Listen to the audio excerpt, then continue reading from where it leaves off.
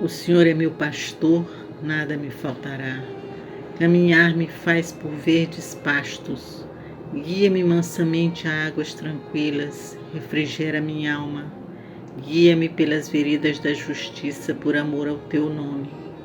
Ainda que eu caminhasse pelo vale da sombra da morte, eu não temeria mal algum, porque tu estás comigo. A tua vara e teu cajado me consolam.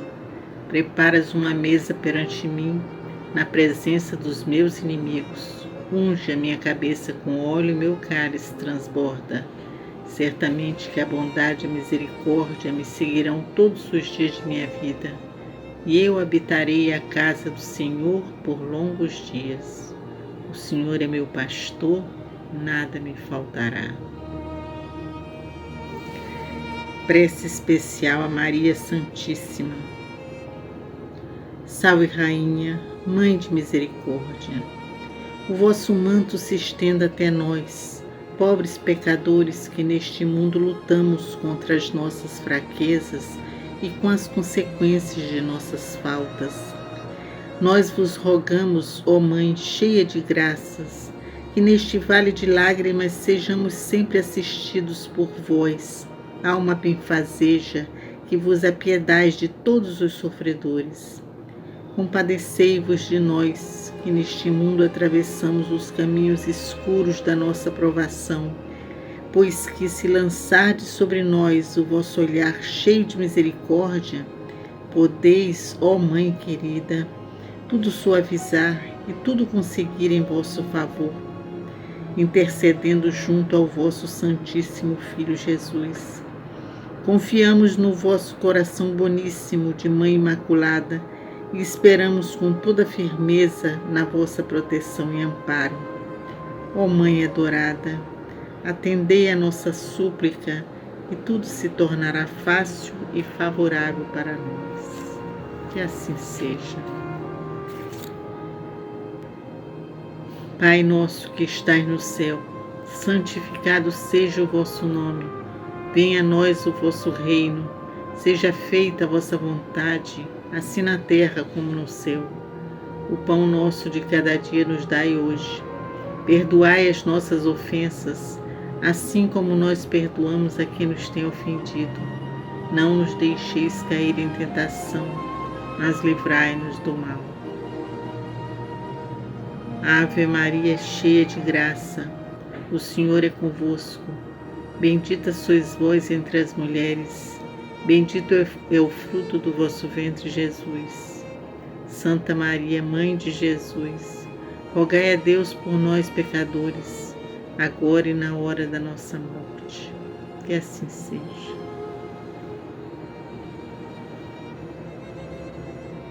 Pai amado, Jesus de poder e bondade, Mestre de luz e de amor, neste momento iniciamos as preces da nossa casa de Francisco de Assis, a nossa CFA. Nós vos agradecemos as imensas graças concedidas. Nós saudamos toda essa corrente de luz, a corrente de Francisco de Assis, a corrente franciscana. Saudamos os nossos guias, especialmente Seu Tupinambá, e todos os guias e mestres de luz da nossa corrente. Saudamos os orixás da nossa casa, especialmente a Xangô, que comanda a nossa casa, mas também neste mês a nossa amada Mãe Oxum e a Iorimá, os queridos pretos velhos. Saudamos, Pai, toda essa força de luz dos guias e mestres. Saudamos São Miguel Arcanjo, São Francisco de Assis, a Fraternidade Branca Universal e a Melquisedeque. Saudamos Maria, nossa Mãe amada, nosso atalho para Jesus. Neste mês especialmente, mês dela, mês de Maria, nós os saudamos, Mãe boníssima, agradecendo as vossas imensas graças. saudamos a vós, Mestre Jesus, a toda essa sua força de luz.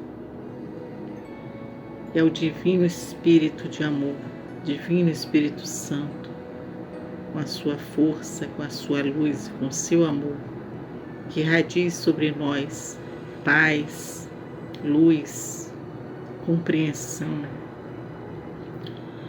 Pedimos, Pai, pela paz entre povos e nações, entre governantes e governados, paz no coração dos homens, paz em toda a sua criação, paz, Senhor, nos nossos corações, na nossa vida, nos nossos lares.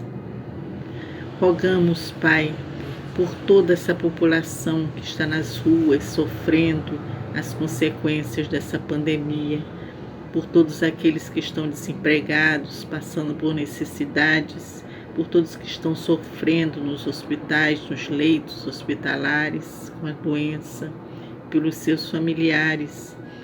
Rogamos, Pai, luz e força para todos. Rogamos proteção e bênção, Pai, especialmente pelas crianças. Pedimos pelas crianças do mundo, as crianças que vivem em meio à guerra, à fome, ao desamor. Rogamos, Pai, que abençoe todas as crianças. Também pedimos pelas crianças da nossa creche Santa Clara, pelos seus familiares, pelos professores, pelos funcionários da nossa casa, por todos os médiuns da nossa casa, por todos que ajudam a nossa casa franciscana a realizar os seus trabalhos materiais e espirituais. Rogamos, Pai, muita força e proteção para a nossa casa franciscana, para que de lá, mesmo com as fechada fisicamente, ela continue sempre irradiando força e proteção para todos nós. Rogamos ainda por todos os encarnados e desencarnados cujos nomes estão em nosso pensamento neste momento. Que assim seja. Da sabedoria do Evangelho de Torres Pastorino, a avareza egoísta. Lucas, capítulo 12, versículos 13 a 21. Disse-lhe alguém da multidão: Mestre, dize a meu irmão que divida comigo a herança. Mas ele disse-lhe: Homem, quem me constituiu árbitro ou partidor entre vós? E disse a eles: Olhai e precatai-vos contra todo o supérfluo, porque a vida dele não está no superabundar de algo que esteja à sua disposição. Então lhes narrou uma parábola, dizendo: De certo homem rico a terra era fértil, e ele raciocinava consigo, dizendo: Que farei, pois não tenha onde recolher meus frutos? E disse: Farei isto: derrubarei meus celeiros e construirei maiores, e aí guardarei toda a colheita e meus bens. E direi à minha alma: Alma, tens muitos bens em depósito para muitos anos.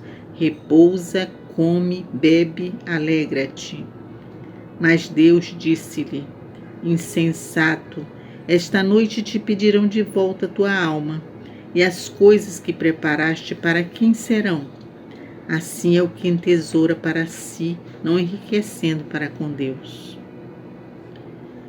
Lemos aqui uma parábola provocada pelo pedido feito a Jesus por alguém da multidão. Baseando-se na autoridade moral e na sabedoria de Jesus, solicita-lhe que intervenha junto ao irmão do suplicante, a fim de que haja divisão da herança. A lei judaica atribuía ao primogênito 2/3 da herança, sendo o terço restante dividido entre os outros filhos. Começa o mestre por colocar um princípio de direito. Não possui oficialmente credenciais para proferir sentenças decisórias de litígios de herança. Ensina-nos assim a não envolver-nos em questões materiais alheias, a não ser que ocupemos cargos específicos de juiz ou partidor, funcionário da justiça encarregado de calcular ou executar partilhas de uma herança. As palavras conservadas nas anotações de Lucas são de clareza absoluta e constituem lição primorosa. Depois da negativa de intrometer-se em problema que lhe não diz respeito, fala a eles, deixando supor que o irmão acusado estava presente, pois os conselhos a respeito da avareza egoísta destinam-se a ambos, mas com mais precisão ao que lesou o queixoso, embora as palavras em si sejam dirigidas ao irmão impetrante. Olhai e precatai-vos contra todo supérfluo, porque a vida dele, do usurpador, não está no superabundar de algo que esteja à sua disposição.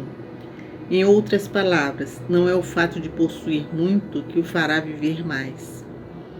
Depois, para não dizer frontalmente que ele pode morrer e deixar tudo antes mesmo de gozar a herança, tem o mestre a delicadeza de transformar a lição numa parábola, introduzindo uma personagem estranha que ficou na abundância de bens, mas teve repentinamente que largar tudo na própria terra, de onde lhe proviera a riqueza.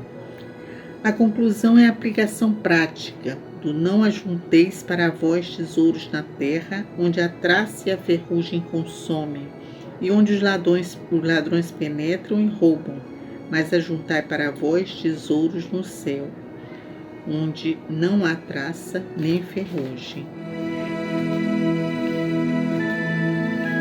Comentário esotérico de Torres Pastorino.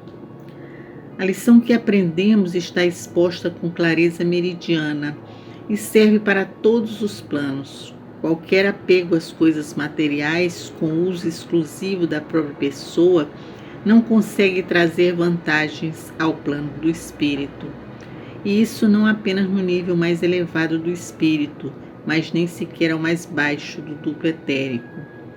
Quando afirmamos que os evangelhos fazem clara distinção das 7 divisões no homem, 3 superiores da individualidade e 4 inferiores da personagem encarnada, não estávamos enganados, embora tivéssemos afirmado coisa inteiramente nova e original. Aqui encontramos inesperadamente plena confirmação de precisão filosófica e linguística, em palavras que o evangelista atribui a Jesus. Salienta que de nada adianta para a evolução qualquer satisfação dada à personagem encarnada, e isso é feito com 4 verbos, na ordem exata do menos ao mais. Primeiro, repousa, que exprime o desejo da preguiça, que deixa imóveis os corpos densos de todo soma, referindo-se ao corpo físico. Segundo, come, dirigindo-se às sensações que se comprazem, sobretudo no bem-estar da fartura alimentar, na gula que locupleta e leva ao sono. Terceiro, bebe, que diz respeito às emoções excitadas e descontroladas pelo álcool, referindo-se ao corpo astral. Quarto, alegra-te, que fala da alegria despreocupada de quem não pensa em nada sério, mas vive a gargalhar de piadas e anedotas vulgares. Essas 4 operações da personagem são citadas como ordens dadas à psique, isto é, ao astral, emoções, pelo intelecto personalístico. E a observação do eu profundo é iniciada com o vocativo, que se dirige exatamente ao intelecto, acusando de falta de senso, isto é, insensato ou demente. A conclusão da parábola é uma comparação entre a personagem terrena e a individualidade espiritual. As maiores surpresas estão reservadas àqueles que entesouram para a personagem, não enriquecendo para o espírito. De toda a oposição do ensino transparece, pelo final, que o mal não consiste em enriquecer, mas em entesourar, isto é, guardar a riqueza improdutiva, sem que faça prosperidade da comunidade em que vive. O mal reside em não produzir, em guardar nas arcas egoisticamente, reservando para si, sem trazer benefícios à sociedade. O aviso não ataca propriamente a riqueza em si, mas a avareza e a ambição egoística. Também não condena a posse do que é necessário à vida na terra, mas sim do que é supérfluo.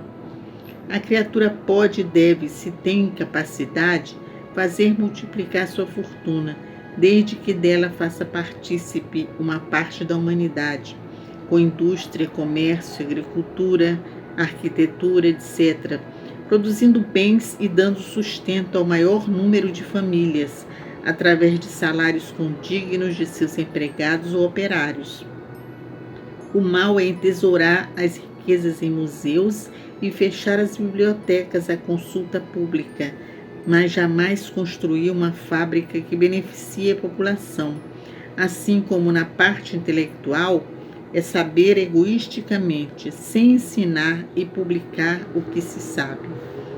No decurso da história humana, se encontramos ascetas e místicos que nada possuem de seu, não conhecemos nenhum iniciado que viva só para si.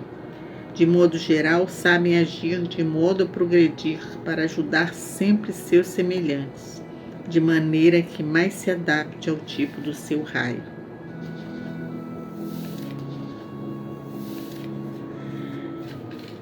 Esse evangelho que nos fala da avareza, de como Jesus mostrou para aqueles irmãos e para todos que o ouviam que guardar, entesourar riquezas na terra não servia para nada. Porque quando o corpo físico se vai, o espírito se liberta, não leva essas riquezas materiais, leva apenas as riquezas espirituais. Isso é uma grande lição para todos nós, uma lição que nos mostra que não é para esquecermos de que temos que ter alguma condição material de sobrevivência, mas que não podemos deixar que falte para o nosso irmão, se podemos ajudá-lo.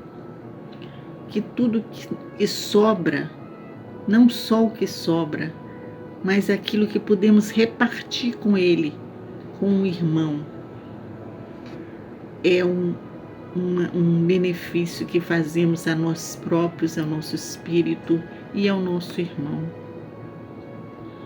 Quantas pessoas passando fome pelas ruas e nós vemos tanto alimento sendo desperdiçado, jogado fora, no lixo. Quantas pessoas passando necessidade no frio, na chuva, e tantas pessoas jogando fora roupas ou acumulando tantas roupas, tantos sapatos, tanto dinheiro, tirando daquele que necessita. O que é mais grave, vemos quantas vezes se tira daquele que precisa, do povo que necessita, para acumular riquezas, para ter mais carros, mais apartamentos, mais condições na sociedade, aparecer mais como uma pessoa de grandes bens materiais. E às vezes essa pessoa até faz uma caridadezinha de dar uma esmola aqui ou acolá, mas continua acumulando riqueza, não dividindo com a sociedade. E dividir com a sociedade essas riquezas, Jesus diz aqui que as pessoas podem ter riquezas sim, mas é preciso dividir com a comunidade, com a sociedade. É preciso construir algumas coisas que possam beneficiar outros, beneficiar a população, que possa dividir com outros através de geração de empregos, através de geração de renda para aqueles que precisam desses empregos e pagando salários condignos, respeitando os direitos trabalhistas de todos que estão trabalhando conosco. É assim que Jesus prega a divisão de bens. Não é para acumular riquezas, mas para dividir. Jesus não beneficiou algumas pessoas mais do que outras, de jeito nenhum. A alguns foi dado nesta encarnação ter algum recurso a mais, mas cabe à pessoa, ao seu livre-arbítrio, determinar como ela vai trabalhar aquele recurso que lhe foi concedido. Se ela vai acumular riquezas egoisticamente, guardando para si, para sua família, para as gerações que vierem, que às vezes dilapidam completamente o recurso, nem tem nenhum respeito, nenhuma consideração com o outro, ou se aquela pessoa vai acumular riquezas para o seu espírito, dividindo seus bens materiais, ajudando aqueles que precisam, não só com a caridade, mas também ajudando no sentido de respeitar as leis, não roubar, não vilipendiar, não acumular riquezas que façam outros sofrerem. Essa é uma grande lição que Jesus pregou. Jesus pregou àqueles irmãos, mostrando que não adiantava guardar essas riquezas todas, porque naquele dia, eventualmente, sua alma seria levada e as suas riquezas ficariam para quem? Ficariam para o outro mesmo, ou para quem viesse depois, as riquezas materiais. Então, de nada adianta guardar, nada adianta levar, porque não vai levar consigo. A gente lembra dos faraós que, quando morriam, colocavam todas as suas joias, tudo junto ali, como se fosse levar junto com eles, com seu espírito, toda a sua riqueza material. Não levaram, e muitos anos depois, séculos até, esses túmulos foram encontrados com essas riquezas e redistribuídas e levadas para museus e roubadas. Então, não adiantou nada guardar essas riquezas e achar que podia levar com eles. Nada material é levado.